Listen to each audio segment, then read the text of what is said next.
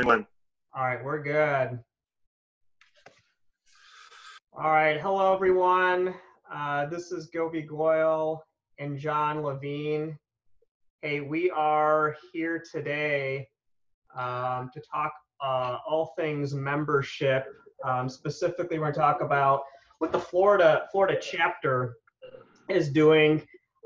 Everything in terms of some of the cool activities, initiatives, all around improving growth, retention, and even the member experience. So with that, And Govey, if I can interject real quick, yeah. Just so everybody knows, this is our third time trying this. So I just want to make sure before we get through, are we on? We are. We're good. Fantastic. The first two are just dry runs, right? So, yeah. We're figuring it out. So, all right. Well, so John, why don't you start off, introduce yourself, and of course, give a little background on how you kind of evolved throughout Florida HFMA. Absolutely. Thank you, Govey, and good afternoon or good morning, whichever time this is that you'll be watching it. Govey did try to take that during take number 2 from me, but I'm taking it back, so we're good. As Govey said, my name is John Levine. I'm the current director of membership and president-elect for Florida HFMA chapter. Like most of you, I've been a part of HFMA for about 7 years, and when you get involved, it's sort of like you meet some really good people at first, and they start placing you in different areas. And I was placed initially in the social committee. I was co-chair for social committee, and then did some work on the education committee. Within a few months, I was the co-chair of the South Region Education. We divide our chapter into 3 separate regions: South, Central, and North. Went into the chair of Strategic Alliance. Went back into education as the chair. Spent a year doing that. Did director of education for the South, involved into that, and then worked my way into education director for statewide, and then this year going into director of membership. That's great. Thanks, John. So you're welcome. My background with HFMA, and specifically Florida HFMA, is very similar to John's. I also started off in education. Like many of you out there, I was voluntold to be a chair, and ended up really loving it. I like a lot more being an active member versus a passive member, and so I evolved from being a chair to regional education in the central region, like the Tampa, Orlando area. I then went on to statewide education. It was only after those several roles that I then go into membership. So I think that's something you'll hear throughout our conversations today, that John and I both have a big education spin to our membership. We're a lot more holistic as we think about membership, and we've really worked collaboratively together, and we have regular calls with our education directors to really figure out how do we maximize membership benefits at all of our educational events. So a little bit of background on Florida HFMA. We are one of the largest chapters. I think we're close to 4,000 members. A little over 4,000 members. A little over 4,000. So about 2/3 or 3/4 of those are our enterprise members. We've got close to 40 different committees, so we're a very active chapter. And as John had mentioned, we are one chapter, but we have different regions, so we make sure that we have educational events, we're targeting the different areas of Florida. So a little bit of background on how Florida HFMA's membership committee is set up. In membership committees, they really do come in all different types of shapes and sizes. There's really no right or wrong way to set up your committee. This is just one way of doing it, and this is really the way I did it when I was over membership. In just a few moments, you're going to kind of hear some interesting ways that John's going to kind of take this and evolve and set up his membership committee. But I did want to touch upon just a few of these. So we did, with the growth of enterprise members, we decided last year it would be good to have a enterprise membership chair, so that we have kind of a central way to funnel all the activities under enterprise membership. And it's really twofold. This enterprise membership chair was partly responsible really for working with current enterprise members such as Orlando Health, the Mayo Clinic, University of Miami. We've got a handful of enterprise members and really making sure that they're getting the value from the enterprise membership. So working closely with national, going on site, delivering education to their doorstep, which is something they really liked, doing some certification 101s to their employees, those that are members and looking to get certified, talking about volunteer opportunities and so forth. And then also looking at new opportunities. So we have a lot of organizations here out in Florida that are good candidates for enterprise membership. They have a lot of engagement, a lot of members, and the economics make sense for them. But really, what's kind of missing is really that enterprise membership chair. So we created that chair position to really work with national and identify those new opportunities. And most recently, we've welcomed Moffitt Cancer Center to the family. So we've really had a lot of success with that membership chair. And then in addition to that, I think the volunteer engagement is really something that Florida chapter does well. We have a new member engagement process where every month we will email and welcome new members that have joined and invite them to join a committee, give them some background, just make them feel more welcomed. But I'll stop there and let John kind of chime in and talk about some things he has for his membership here. I think, and thank you, Govi. I think one thing that we've always done is we've looked at membership and education as one thing together, especially when Govi and I started doing the respective roles, Govi into membership last year, and even prior to that, especially when I took on the director of education. But one of the things you always have to look at with membership is they do coincide with education in itself. Take enterprise membership, the way that involved was, as we're putting on these one-day events in these hospitals, we were meeting with a lot of the CFOs, a lot of the C-suite staff, and they were like, I really want to get involved, but it's so expensive. How can I make it work? And working with Rich Lucas and his team from National, we did a lot of, lunch and learns with the team and had a lot of those staff. So we were able to then bridge that gap, got some really good interest. And then when Govi then went into membership, he took it for the enterprise space. We'll bring the volunteer engagement and an education. They will have a lot of these roles just as a chair or as a committee member will then jump on to those regional education and then statewide roles. And I think that's important because that's how we've evolved. I mean, we're lucky enough to call ourselves one chapter as opposed to 3 different chapters within the state, as I know some states do. But it's really connecting that dotted line to make everybody feel as they are. One of the things with enterprise that we found, and we're really, I'm proud of this that we're doing this year, is that we have our certification chair that we've had in the past, but looking at ways on how we can bridge that gap and get education to our members. I've been trying to get CRCR certified for the last 7 years. I just haven't done it. I'm the type of person that needs to talk to somebody and learn from it.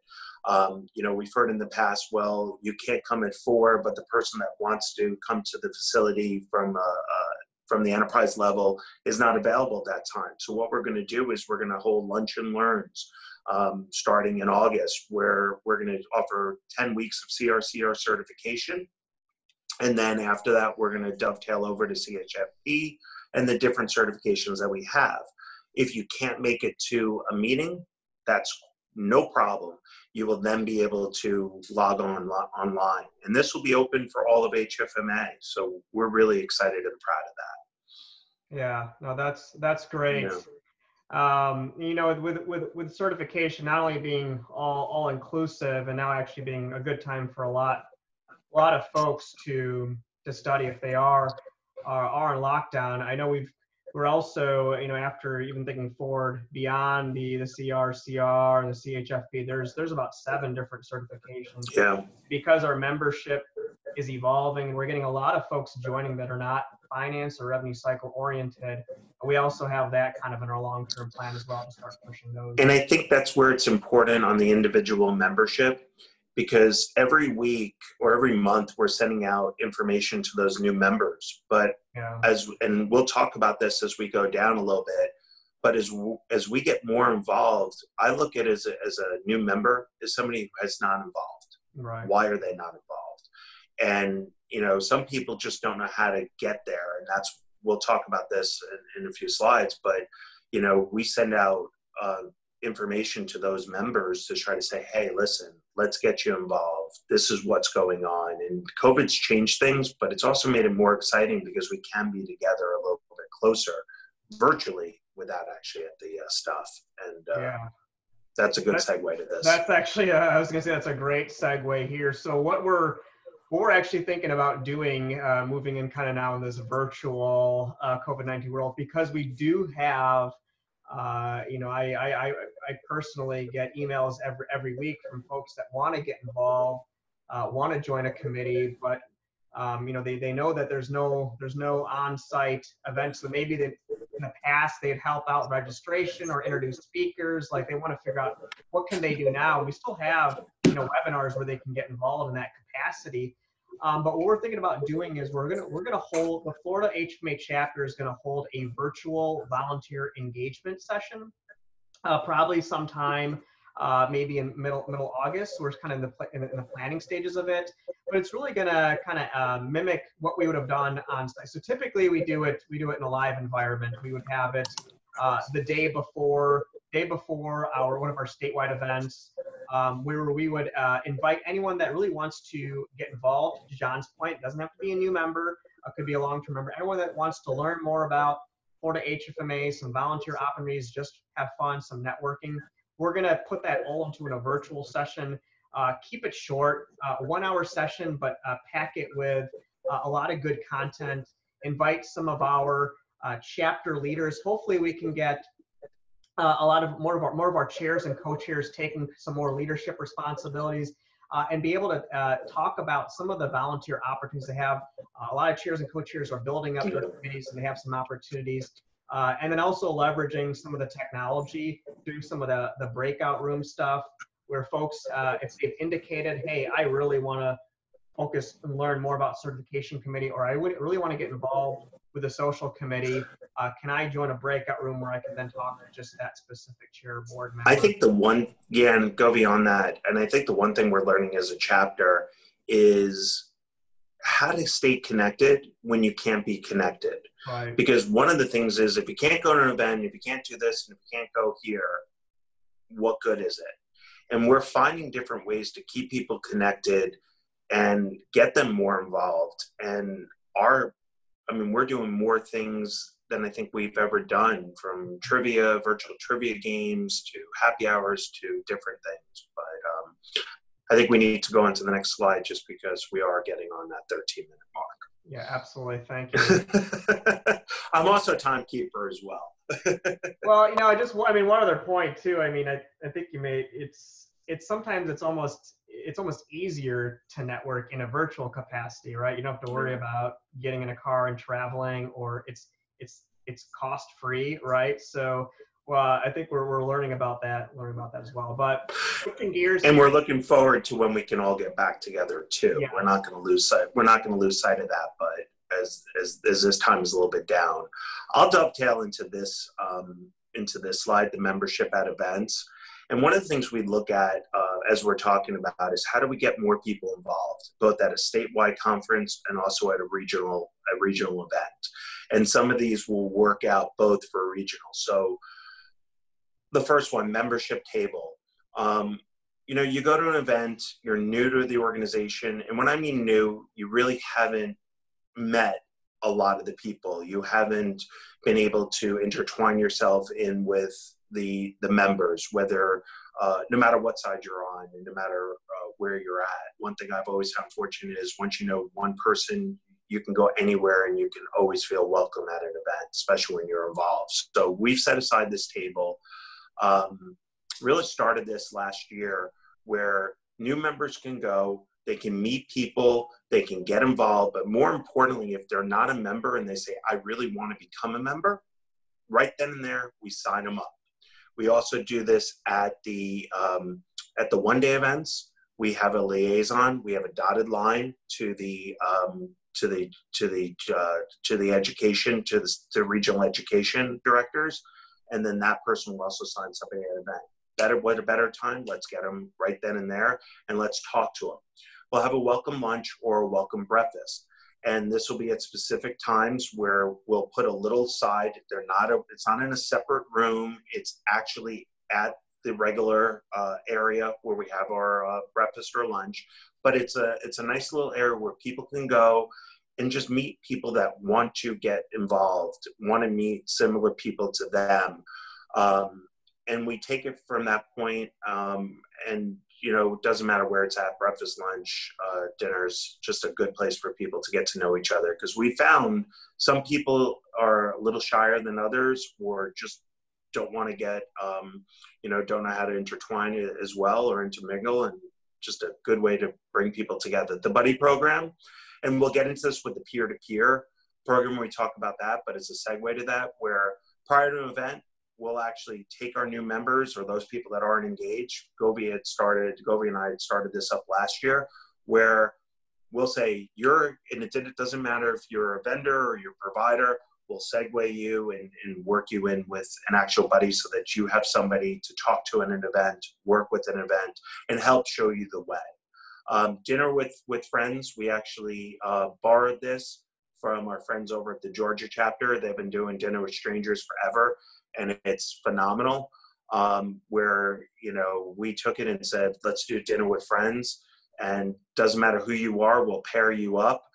Unfortunately, we haven't seen this one in action yet, only because Govy had COVID start in May, and that's the first time we were about to do it. Let's just blame it on him. Why not? But we are looking forward to putting this out for other events and just putting people together.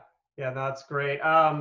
Another thing I think it's probably important mentioning here is that we capture a lot of data through the registration process. Yeah. And I think it's a great way to really figure out, okay, who are your new members, who are your members that want to get involved, who wants a buddy, and then taking it a step further, when they do respond, reaching out to them, sending them an invite so it's on their calendar so they know that there's a welcome lunch. And all this does really too is it takes away some of the kind of the awkwardness. Like, if thinking back when you first got involved and you went to an event, it could be a little bit intimidating. You don't know a lot of people and everything like that. So all these things are really just making folks feel more comfortable. Yeah. And then we'll take it from our individual membership. We'll take that data afterwards, and then we'll actually follow up with them after the event to make sure that they're on. And I think we're running at about 1:20. So let's go off to the peer-to-peer, and I'll let you talk about that. Yeah. So this is actually an idea I stole from John, and I really liked it, because if you think about it, when we sent out our membership survey, our annual survey, we always get comments saying folks want more opportunities to network, but they want the networking to be more targeted, right? Not so general. So HFMA National has the community online forum groups, which are great, and there's a lot of value in that, but the topics are really broad range, and it's anyone and everyone. So this peer-to-peer groups is really more of a focused, more intimate forum, really from folks, really for the purpose of giving a lot of benefit back to the providers. So providers could really reach out and share best practice with each other. And probably now more than ever, we can leverage some of the online social platforms that HFMA National is. We can start setting up different peer-to-peer groups, one on reimbursement, one on revenue cycle, one on revenue integrity. and so forth, and really provide more benefit to our members. And this is so important because I think right now we've been so far away from each other and it's hard for us to communicate because we don't see each other at the conference. I know I've had a few conferences cancel on me where that's the time I talk to my peers, and this forum gives you that opportunity to really talk. So it's a great thing. And I think we're coming up, so unfortunately we're not going to be able to get on the last two slides, except, wow, look ahead. Well, we'll talk. We can talk more on the Gothic campaign if there are questions on that. But and I think you and I are available for questions. I think we're going to have a little Q&A after this, but feel free to reach out to Govy or myself with any questions you have, and look forward to working with you guys. And we're just shy at that 2-minute mark, so I'm excited. Bye, everybody. Thanks so much. Bye. 2029.